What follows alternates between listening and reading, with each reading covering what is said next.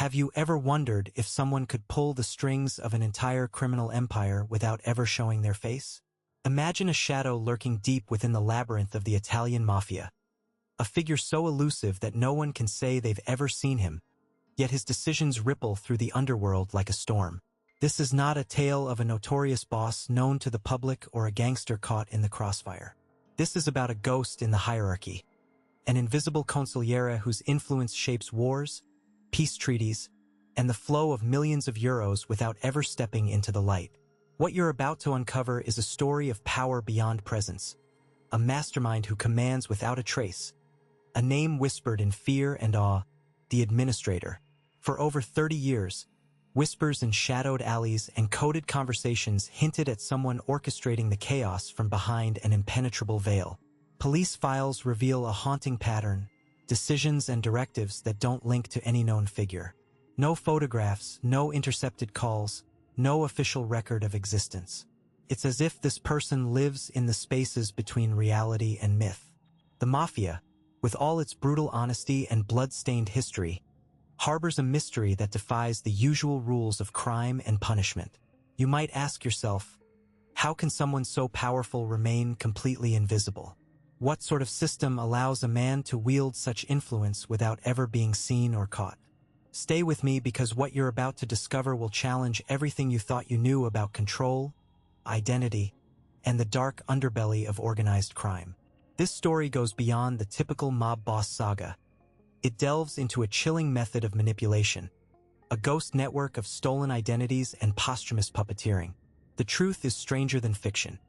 A web spun with the identities of the dead, a network built on administrative corpses that perform in the shadows while the real power remains untouchable. The trail to uncovering this phantom was hidden beneath layers of deception, financial trickery, and a perfect illusion, one that was nearly flawless until a single misstep shattered it all. What happens when the line between life and paper identity blurs so thoroughly that you can't tell who's really pulling the strings? How do you catch a man who never existed in the first place? The answers lie in the shadows just beyond the reach of law enforcement and the gaze of the public. As we dive deeper, prepare to step into a world where the dead sign contracts, where money moves without a face, and where the true kingpin is nothing more than a ghost. The journey to expose the administrator has only just begun. If this story is striking a chord with you, don't hesitate to share what's resonating most in the comments below. Whether it's a moment that surprised you, a theory you're brewing, or simply how this shadowy underworld makes you feel. Your voice isn't just another message in the void. It's the pulse that keeps this community alive, sparking conversations that deepen our understanding and bring us closer to the truth behind the veil. When you hit that like button, it's more than just a click. It's a signal that this narrative matters, that these mysteries deserve to be unraveled together. Every new subscriber adds a layer of strength to this collective pursuit, ensuring that stories like these don't fade into obscurity but instead grow, evolve, and reach more minds hungry for insight. This space thrives because of you, because we're not just followers but explorers, piecing together fragments of a hidden reality. So stay with me, keep your thoughts flowing, and let's continue to pull back the curtain on the administrator. Because the deeper we go, the more the shadows reveal.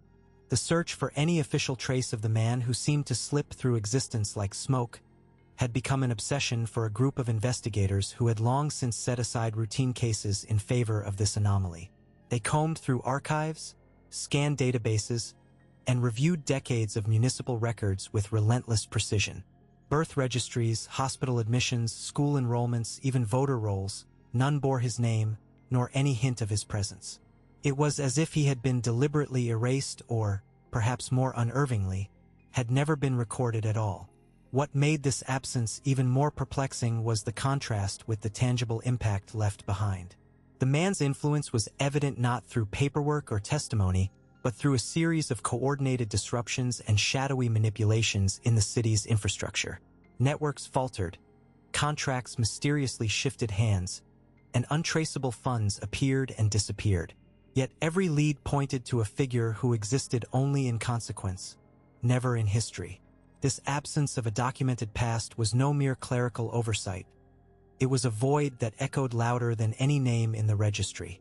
Veteran investigators noted that even the most skilled criminals leave a trail, a fingerprint on the bureaucratic machinery. There are always records: a driver's license, a medical record, a tax form, or a single traffic citation.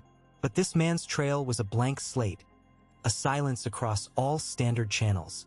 The deeper they dug, the more this silence became their most concrete clue. It suggested control not just over the systems of the city, but over the very mechanisms that define existence within it. If identity depends on documentation, then this man existed precisely in the absence of it. Conversations within the investigative team took on a different tone. Speculation shifted from the ordinary to the existential. Was this absence a product of high-level manipulation, a kind of administrative ghosting? Or was it proof of a deeper scheme, one that bent the rules of reality and governance? The city's bureaucratic skeleton was, after all, a complex web of interlocking records. To erase a person completely from it required not just power but an intimate knowledge of every facet of its functioning.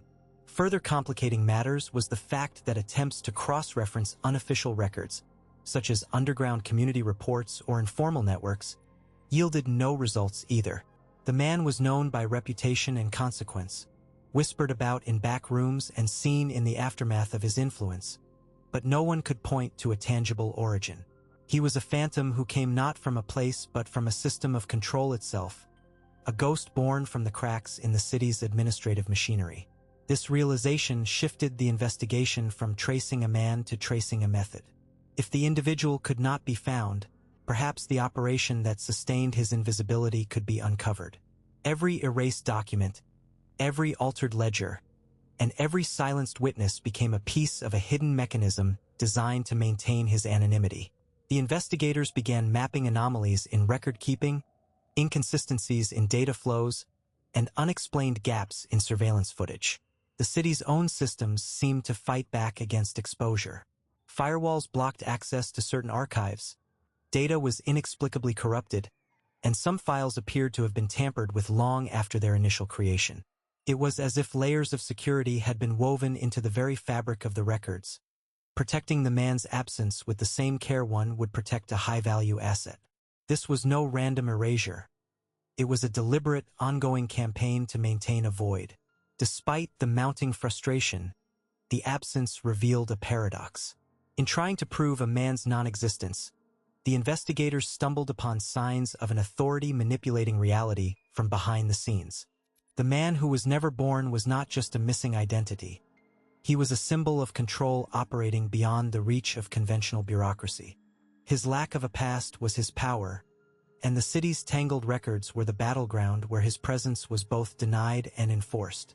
As the team pieced together this unsettling framework, a new question emerged. If the man controlled everything yet left no trace of himself, then who or what was truly in charge? Was the void he inhabited a mask for a larger entity, or was it a self-sustaining system that thrived on erasure and silence? The investigation was no longer about finding a person but about understanding the architecture of invisibility itself, a structure hidden in plain sight, sustained by the very records that should have revealed it. The city, with its sprawling networks of data and power, had become a labyrinth not just of streets and buildings, but of secrets and shadows.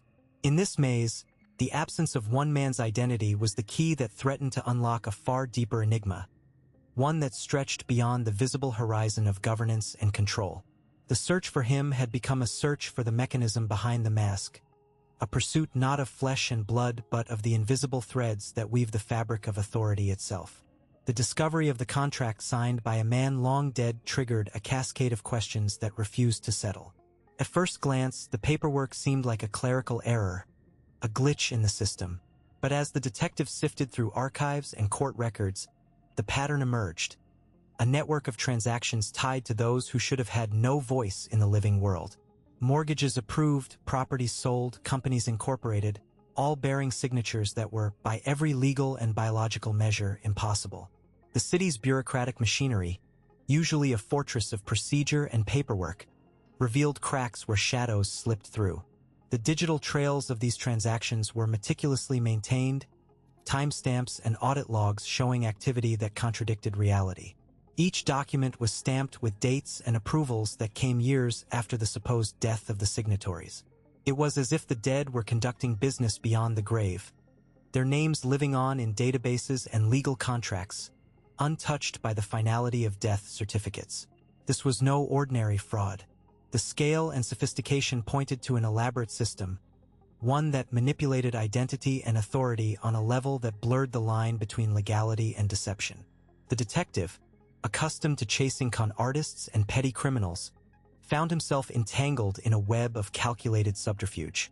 The usual leads, family members, disgruntled partners, or desperate debtors, offered no answers. Instead, there was silence or worse, deliberate misdirection.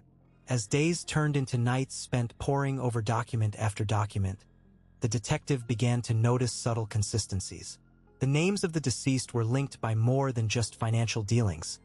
They shared geographical patterns, often tied to properties in neglected districts of the city, areas undergoing rapid gentrification. These zones were prime targets for speculative investments, where ownership could shift overnight, and legal records were often too convoluted to track easily. Further scrutiny revealed that these phantom transactions were facilitated by a handful of law firms and corporate entities operating in the shadows, their offices discreet but strategically placed near courthouses and registrar offices.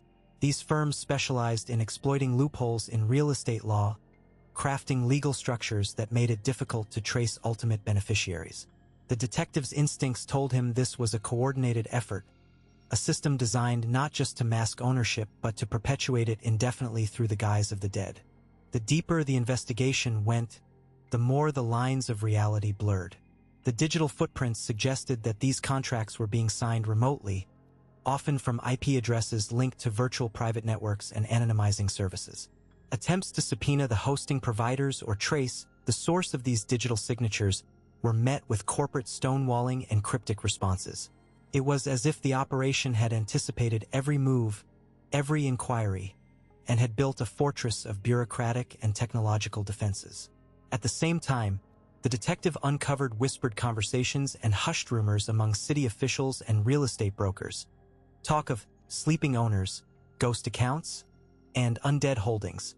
These phrases echoed across informal networks, hinting at a known but unspoken mechanism that allowed certain actors to maintain control over assets without ever appearing in the public eye.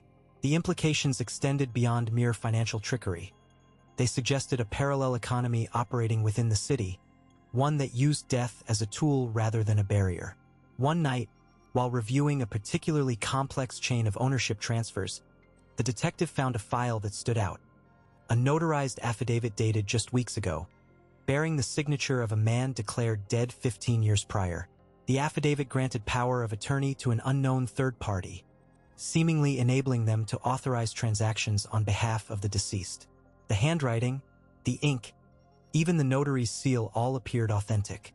Still, the man in question had no known heirs, no documented relatives, and no reason to reappear in legal matters. This anomaly forced a new line of inquiry. How were these documents being created, and who was behind the signatures? The detective's questions began to attract attention. Anonymous calls warned of drawing too close, and surveillance footage showed unfamiliar figures near his apartment late at night. The investigation was no longer a quiet search for answers. It was becoming a high-stakes game played in the shadows, where every move carried a risk. Determined to understand the mechanism that kept these dead men's names alive in the city's official records, the detective turned to forensic document examiners, cybersecurity experts, and retired clerks who remembered the old days before digital records. Each brought fragments of insight, differences in ink composition suggesting recent forgeries, subtle inconsistencies in digital timestamps, and stories of backroom deals that shaped the urban landscape. Together, these pieces hinted at a system not only exploiting death but weaponizing it to manipulate property, influence, and power. As the threads of the mystery began to weave together, one fact became clear. The dead were not merely ghosts in the system. They were part of a complex architecture designed to obscure ownership and control, a mechanism that allowed invisible hands to steer the city's future from behind a veil of legal fiction. The detective's pursuit was no longer just about uncovering fraud. It was about exposing a hidden framework underpinning the very structure of the city's power. Yet, with this realization came new questions. Who engineered this system? How deep did it go into the corridors of power? And most unsettling of all, what was the ultimate purpose behind keeping the dead's names alive in the bureaucratic machinery? The answers lay buried beneath layers of deception, waiting to be unearthed in the next steps of the investigation. The office where the files were stored had an eerie stillness, the kind that clung to the air like dust in an abandoned room. Rows upon rows of faded documents, some yellowed beyond legibility, held the key to a system that defied logic. Each file corresponded to a person who, on paper, was very much alive, paying bills, opening accounts, signing contracts, but whose physical existence had ended years, sometimes decades, ago. The investigators dubbed these entries administrative corpses, a term that captured the paradox at the heart of the operation. It soon became clear that the consiglieres, shadowy figures orchestrating the scheme, did not merely borrow these identities. They inhabited them. The identities were not just tools. They were vessels. Take the case of the sailor who vanished at sea in '78. His death was recorded in a coastal town's registry. His body never recovered. Yet, his name reappeared in credit reports 20 years later, linked to multiple bank accounts and investment portfolios.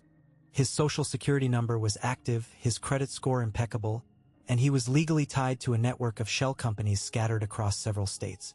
Another example was a university professor, declared dead in '82 after a sudden heart attack. Despite the official obituary, his tax returns showed consistent income, and correspondence addressed to him arrived at a downtown office well into the 2000s. The pattern was unsettling. None of these identities were randomly chosen. Each was meticulously vetted, their backgrounds scrubbed of anything that might draw attention. Public records were amended, obituaries quietly corrected or removed, and digital footprints fabricated with surgical precision. The consiglieres moved within the cracks of bureaucracy, exploiting the gaps left by outdated systems and the inertia of administrative processes. They paid off old debts that could raise flags, reactivated dormant accounts, and established new lines of credit, all under the guise of seemingly innocuous financial activity. As the investigators dug deeper, they uncovered evidence of a revolving door policy. When an identity started attracting scrutiny, whether due to increased audits, inquiries from financial institutions, or the accumulation of suspicious transactions, it was promptly abandoned. A clean slate was always ready. Another deceased individual, documented with equal care, waiting to be animated. The transition was seamless, leaving behind no trace of the previous occupant. This dance of identities ensured a constant flow of legitimacy, a camouflage so effective that even seasoned auditors failed to detect it. The implications extended beyond mere financial subterfuge. These administrative corpses had become the backbone of a vast, hidden infrastructure. They moved money through legitimate channels, masked illicit transactions, and provided cover for activities that would otherwise be impossible to trace. The consiglieres wielded these phantom identities like chess pieces, each move calculated to maintain distance from exposure while advancing their agendas. The physical absence of the original person was irrelevant. What mattered was their continued presence in the system, a ghostly signature enabling control over assets and influence. The investigators found themselves navigating a labyrinth of forged documents, fabricated histories, and manipulated records. Each discovery raised more questions about the extent of this shadow network. Who authorized the creation and maintenance of these identities? Were there complicit officials facilitating the process? And what mechanisms allowed such a large-scale operation to persist unnoticed for so many years? The answers lay hidden beneath legal gray zones and bureaucratic loopholes, requiring a blend of forensic accounting, data analysis, and relentless fieldwork to penetrate. One particularly perplexing aspect was the selection criteria for these identities. Why choose certain deceased individuals over others? Profiles revealed a preference for people whose deaths were unremarkable and unpublicized, those whose absence wouldn't spark inquiries or emotional responses. The consiglieres avoided high-profile figures or those with living relatives who might question renewed activity under their names. Instead, they favored the forgotten, the lost to time, making the dead function as silent operators within the living world's administrative framework. As the investigation progressed, a clearer picture emerged of a system designed not only to confuse and mislead but to endure. The use of administrative corpses was a calculated strategy to embed illicit operations within the veneer of normalcy. By inhabiting the identities of the dead, the consiglieres created a network resilient to conventional oversight, capable of adapting and reinventing itself whenever threatened. This was no chaotic fraud. It was a meticulously engineered web of deception, sustained by layers of bureaucracy and the inertia of institutional processes. Yet, the deeper the team delved into the mechanics of these phantom identities, the more complex the operation appeared. The trail of paper led to offshore accounts, shell corporations, and shadowy intermediaries, each node a piece of a sprawling puzzle. The digital footprints left by these administrative corpses were carefully crafted, blending real-world data with fabricated elements to create convincing profiles. In some cases, even biometric data was simulated or stolen, blurring the line between reality and forgery. The investigators faced the grim reality that behind every name in the files lay a story of erasure and manipulation. The dead were not simply forgotten. They were repurposed, their identities weaponized in a hidden game of power and control. Understanding how far this system extended, and uncovering who benefited most required patience and precision. Every lead was a thread that could unravel the entire network or lead down a darker path. As they prepared to cross into new territories of the investigation, the team knew they were no longer just tracking financial anomalies or bureaucratic ghosts. They were confronting a structure that thrived on invisibility, one that turned the dead into instruments of ongoing influence.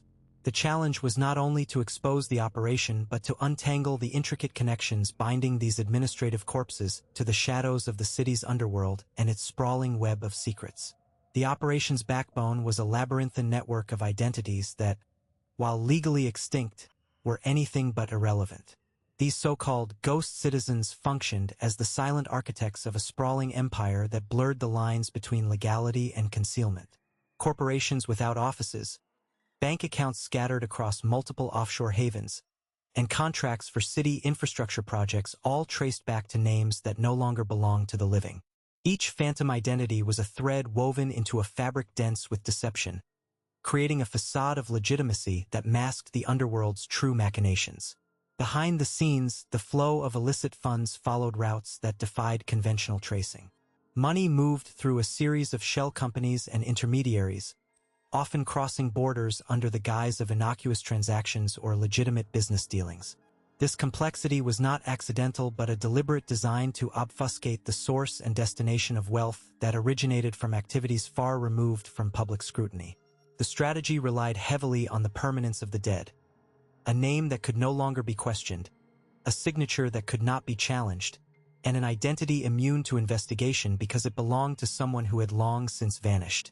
Within this structure, the usual dynamics of criminal organizations took on a new dimension. Orders weren't merely spoken or written by living figures. They came through documents signed by names resurrected from death certificates. These notes, often cryptic and delivered through trusted couriers, reinforced a chilling sense of omnipresence and inevitability. The recipients, heads of various factions, acted under the assumption that defying such commands was risible, as the source of authority was untouchable, beyond retaliation or capture. This psychological leverage created a form of obedience not solely grounded in fear of violence, but in the unsettling impression that the true power wielded was spectral, an unseen force operating from beyond the grave. The empire's reach extended into private surveillance networks that operated under the radar of law enforcement and public oversight.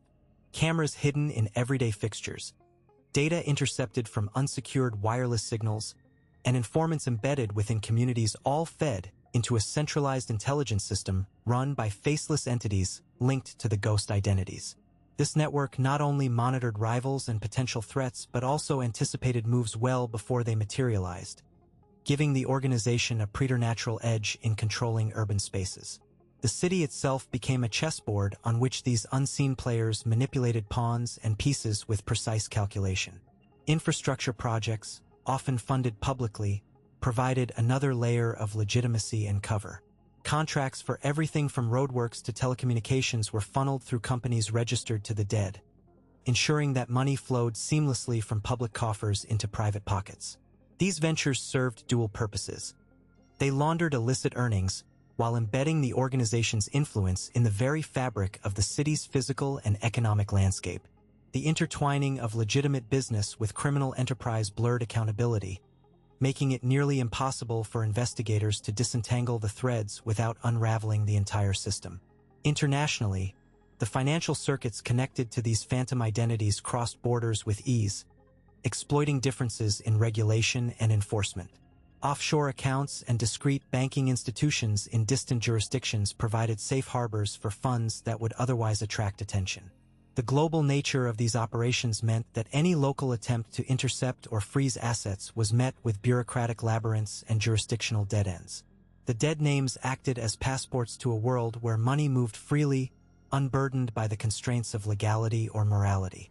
This convergence of death, finance, and control created a unique ecosystem where the boundaries between reality and illusion were deliberately obscured.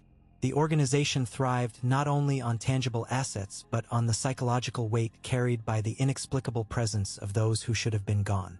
It was a system that capitalized on the permanence of the past to enforce dominance over the present, binding the living to the authority of the dead in a way that defied conventional understanding. As the investigation peeled back these layers, it became clear that exposing the operation meant confronting a force that was as much about perception and manipulation as it was about actual power. The dead, in this empire, were not merely absent. They were active components of a vast machine that orchestrated crime and control with an efficiency that seemed almost supernatural. Feel free to share your thoughts on how such a shadow network could reshape our understanding of power and influence in the comments below. The investigators sifted through a labyrinth of files, surveillance footage, and whispered accounts that painted fragmented portraits of the three personas the consigliere had assumed. Each mask was a carefully crafted instrument, not merely a disguise but a strategic asset leveraged to infiltrate distinct social spheres. The sailor's identity belonged to a man whose name was tied to maritime routes and tempestuous nights at sea. His records showed a history of voyages interrupted by violent storms, a narrative that lent credence to a man who could vanish without trace. A ghost amid the salt and spray. The professor's profile was markedly different. Academic appointments at prestigious institutions, a catalog of publications, and a reputation for intellectual rigor. This identity opened doors to libraries, research archives, and conversations steeped in theoretical complexity. Meanwhile, the banker's name was woven into the fabric of high finance, board memberships, discreet meetings in private clubs, and a network that spanned investment firms and regulatory bodies. The team's breakthrough came not from the isolated details of each mask, but from the pattern emerging between them. The consigliere's choice was methodical. Identities were selected for their ability to access and manipulate specific domains. The sailor's name allowed passage into coastal cities and dockside warehouses, where shipments and smuggling routes could be obscured beneath the guise of maritime commerce. The professor's persona provided cover for infiltration into academic circles where information and influence circulated behind closed doors, often impenetrable to outsiders. The banker's mask granted entry to the inner sanctums of economic power, enabling manipulation of financial instruments and the flow of capital that underpinned the empire's operations. Yet, the investigation revealed more than mere tactical selection. The masks carried psychological weight, each embodying a distinct mode of existence that the consigliere adopted with unsettling ease. In the sailor's guise, there was a transient quality, an acceptance of impermanence and danger, a figure shaped by isolation and the unpredictable fury of nature. As the professor, the consigliere displayed calculated detachment and intellectual authority, navigating dialogues with a measured tone that masked deeper agendas. The banker presented a polished facade of confidence and control, a persona adept at reading others' ambitions and exploiting vulnerabilities within the elite. Delving deeper, the investigators uncovered traces of interactions that blurred the lines between the masks. Correspondences suggested that the consigliere orchestrated overlapping operations where the three identities intersected, Financial transactions arranged under the banker's name funded academic projects spearheaded by the professor, which in turn facilitated smuggling activities managed through the sailors' network. This triangulation extended the reach of the criminal apparatus, creating a web where each mask reinforced the others, amplifying their collective influence. The detectives noted the challenge of disentangling this web, as each identity was shielded by layers of misdirection and the careful destruction of incriminating evidence. The sailor's past, for instance, was peppered with untraceable voyages and sudden disappearances, while the professor's academic credentials included forged documents and altered publications. The banker's financial records showed anomalies that suggested laundering schemes disguised as legitimate deals.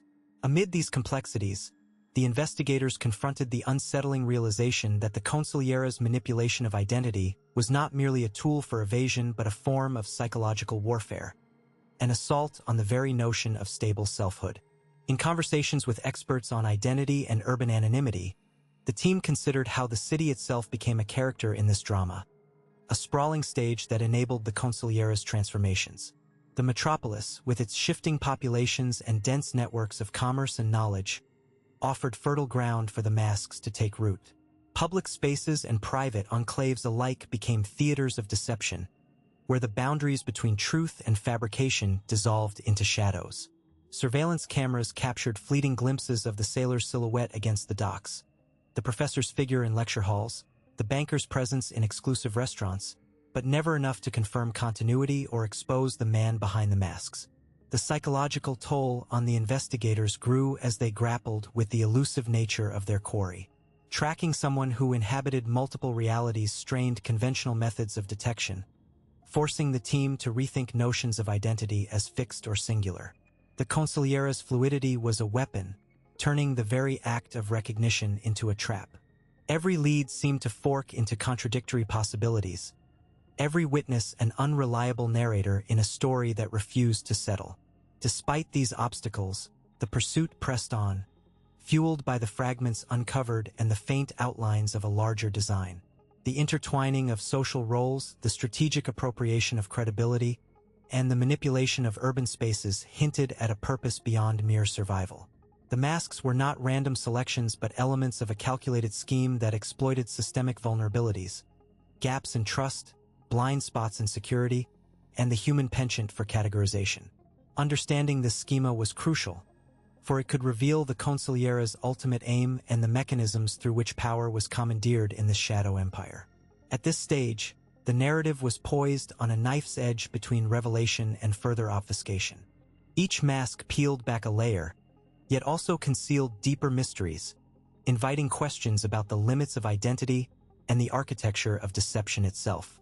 The investigators faced a complex puzzle, one that demanded not only technical acumen but an attuned sensitivity to the interplay of social dynamics and psychological nuance. If you've noticed patterns or inconsistencies in how the masks function within this urban labyrinth, or if the notion of identity as a mutable construct resonates with your experience of modern cities, feel free to share your thoughts below. The realization began to take shape quietly at first, like a faint echo reverberating through the labyrinth of city bureaucracy. Analysts poring over tax ledgers, death certificates, and banking records started noticing something unnatural. A cadence, almost musical in its precision, pulsing beneath the surface of what should have been random transactions. These were not ordinary forgeries or isolated frauds. They were an orchestrated symphony of falsified existence, woven into the very fabric of institutional routine.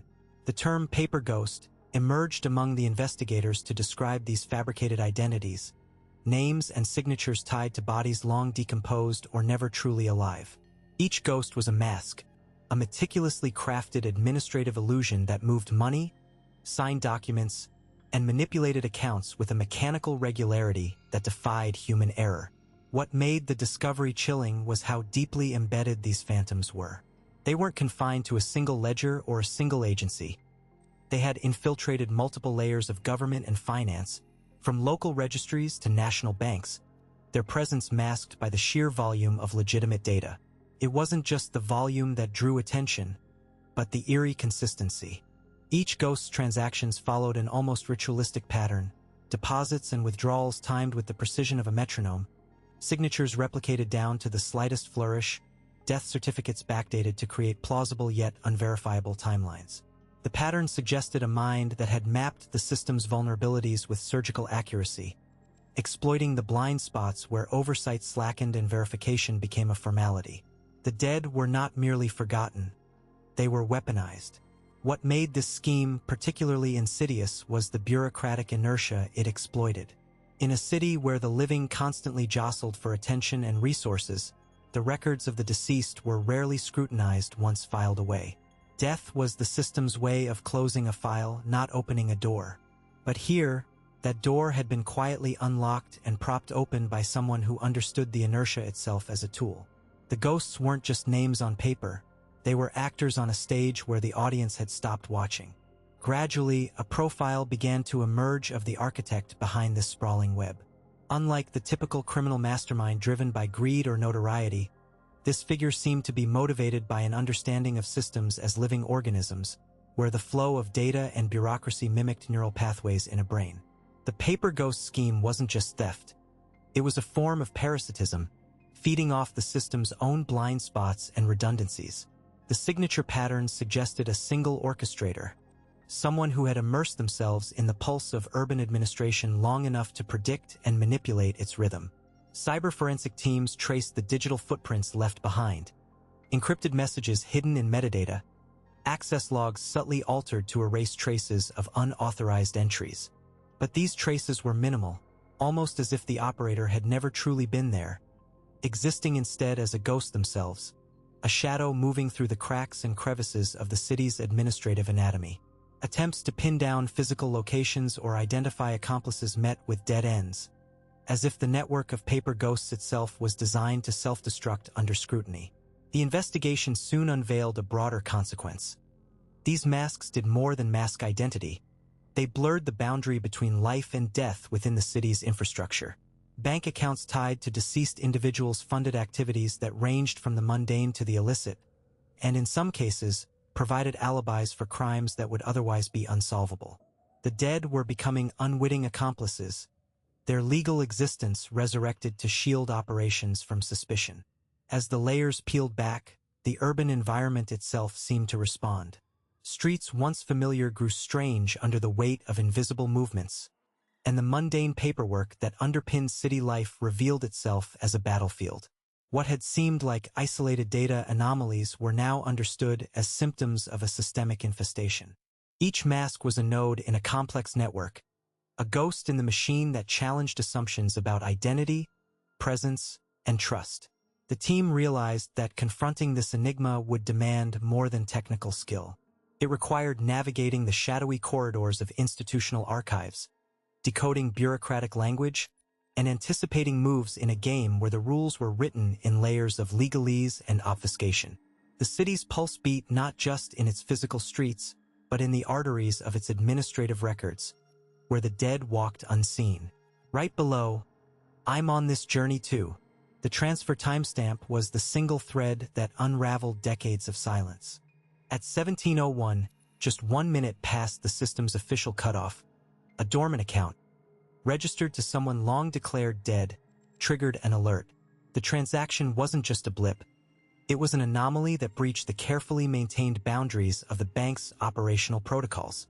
Normally, any attempt to move funds outside business hours would be held in a digital queue, awaiting approval or rejection during the next session. But this one slipped through instantly. That immediate clearance shattered the illusion of control. Behind the sterile interface where customers saw balances and buttons, the bank's backend was a labyrinth of servers, firewalls, and encrypted pathways. The fraud detection algorithms, engineered to catch even the most subtle deviations, flagged this as an impossibility. A deceased individual's account, making a real-time transaction outside the designated timeframe, suggested a level of access that went beyond routine system compromises. It hinted at intrusion directly into the core processing units, the heart of the banking system. The investigators began with the digital breadcrumbs left in the logs. Each transaction, no matter how fleeting, leaves a trail: IP addresses, timestamp records, authentication tokens. The minute after hours timing narrowed the search to a window when the system was supposed to be dormant, meaning fewer background processes and less noise in the data. Their analysis traced the origin of the command through layers of server intermediaries, each node adding its own metadata and timestamps. VPN routes masked some connections, but not all. One endpoint refused to hide completely. Mapping the trace onto the city's geography, a pinpoint emerged, an unremarkable building in a nondescript neighborhood, far from the gleaming towers of the financial district. It was a place that blended into the urban fabric, its facade cracked and graffiti-streaked, the kind of location that wouldn't attract attention. Yet within this shell, a high-stakes operation was underway. Security camera footage, obtained through a discreet request, showed a lone figure entering the building shortly before the suspicious transaction. The individual carried no visible ID or device, but their presence correlated precisely with the logged network activity. Digging deeper, the team uncovered a network of compromised devices, routers, hacked terminals, and forgotten servers, co-opted as part of a sprawling proxy system. These nodes created a digital smokescreen, routing commands through layers of obfuscation designed to mislead any investigator. But the 1-minute late transfer was a fatal error. It disrupted the timing sequences of the obfuscation protocols, causing a slight but critical overlap in data packets that allowed the investigators to triangulate the source. The error was not just technical but operational. Whoever was behind this had underestimated the scrutiny applied to the system's after-hours processes. Inside the building, forensic analysis revealed a setup that was both primitive and sophisticated. Walls lined with monitors displayed streams of code and real-time logs. Hardware scavenged from various sources was cobbled together into a makeshift command center. A server rack hummed quietly in the corner, its blinking lights betraying constant network activity. The setup suggested a group with enough technical knowledge to breach high-level security but operating under constraints, possibly avoiding detection by using off-the-grid infrastructure. Meanwhile, communications intercepted by the team hinted at a broader conspiracy. References to the ledger and clearing the slate suggested that the transfers were more than financial manipulations. They were part of a larger scheme to rewrite records, erase traces, and potentially resurrect identities in the digital realm. The phrase "dead moving funds" took on new meaning. It wasn't just a metaphor for illicit activity, but a literal breach of the boundary between life and death, as recorded by bureaucratic systems. As the team pieced together the timeline, they realized this was no ordinary hacking incident. It was a carefully orchestrated operation that exploited institutional blind spots, relying on the complexity and opacity of administrative systems to mask its true intent. Each step forward revealed new layers of deception, forcing the investigators to question not only the security of the bank's infrastructure but the very nature of identity and existence within the city's digital archives. The implications stretched beyond finance. They touched on surveillance, privacy, and the legal frameworks that define citizenship and personhood. The dead, it seemed, were not confined to history books or cold cemeteries. They were active variables in a shadow game played in the backrooms of power. This realization shifted the investigation from a simple case of fraud to something far more intricate and potentially dangerous. Compelled by these discoveries, the team prepared to delve into the next phase, examining who could orchestrate such a breach and why. The physical and digital worlds were converging in ways that defied conventional understanding, and every new clue unraveled more questions than answers. The city's pulse quickened around them, a silent witness to the unraveling enigma. Feel free to share your thoughts or theories about what this transfer might signify in the comments below. The transfer timestamp stood out like a jagged crack in a polished surface, a single minute beyond the system's strict cutoff at 1700 hours. At 1701, a transaction was recorded, initiated by one of the dead, an impossibility flagged instantly by the bank's anti-fraud algorithms.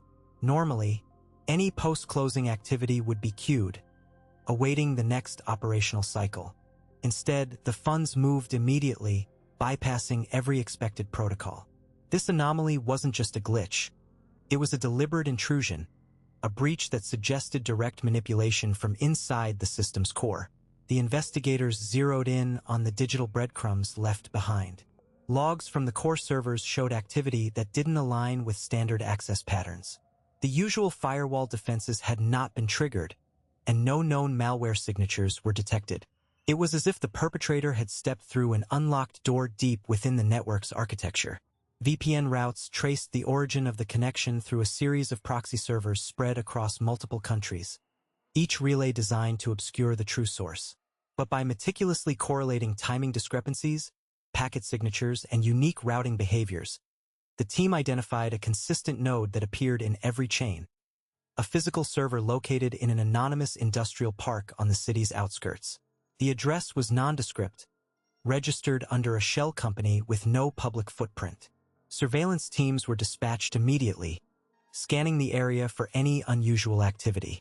Cameras revealed a small, unassuming building, its exterior marked only by a faded logo long since peeled away.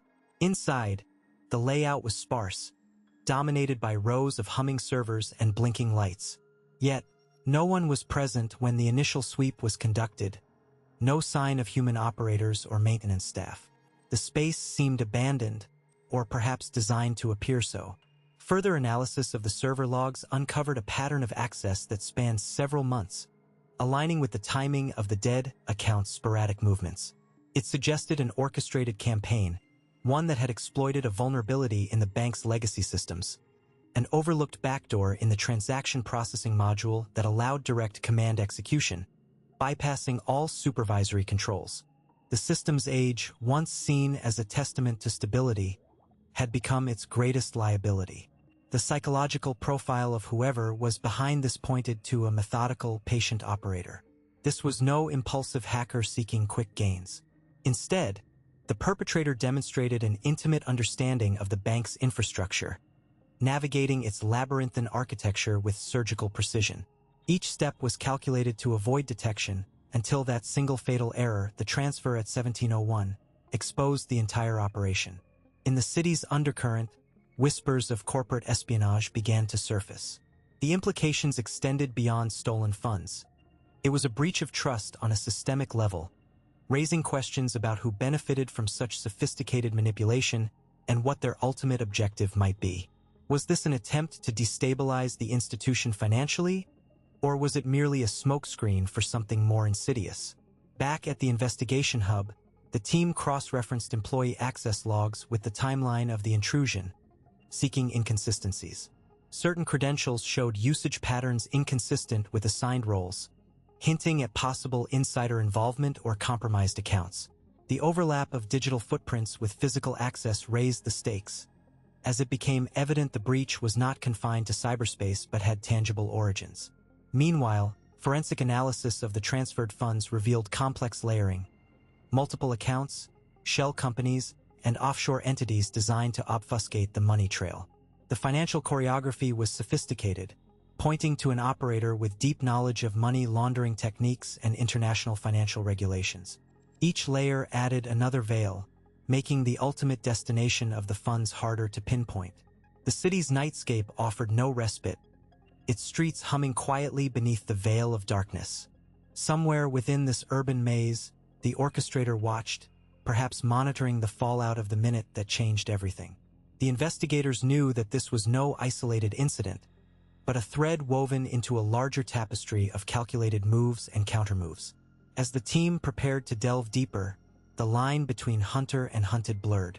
The digital chase had become a psychological game of cat and mouse, where every step forward risked revealing vulnerabilities of their own. The city itself, with its shadows and hidden corners, seemed to hold its breath, waiting for the next revelation to break the surface. Right below, I'm on this journey too. The silence that falls over the case now feels almost tangible. A quiet that holds more questions than answers, and a shadow that refuses to fade. It's a reminder that some stories don't wrap up neatly, and some figures linger in the margins, challenging us to keep searching, keep questioning. If you've stayed with me this far, you've seen how complex and layered this story really is, how it isn't just about facts but about the spaces between them, the unknowns that shape everything. If this kind of deep dive into the unseen corners of history and human nature is the kind of content you appreciate, I'd love for you to stick around. Hitting subscribe here isn't just about the numbers. It's about building a space where curiosity drives us forward, where stories like this find their right place. It's where we can explore together, uncovering more than just the surface. And hey, if you're still here, drop a comment with, "I'm on this journey too." It's a little way to let me know you made it all the way through, and to remind you that you're not alone in this. We're piecing this together side by side, step by step. If you felt even a slight connection through this story, a like on the video would mean a lot. Not because it's expected, but because it shows that the time we've spent together has made something click. It's like a silent agreement that these moments of discovery, these shared reflections, matter. Before you go, there's a video right here that ties in with today's story, exploring another piece of this puzzle. Just waiting just to the side. Click and keep moving forward with me. There's more to uncover, more to think about, and I'm glad you're here for it.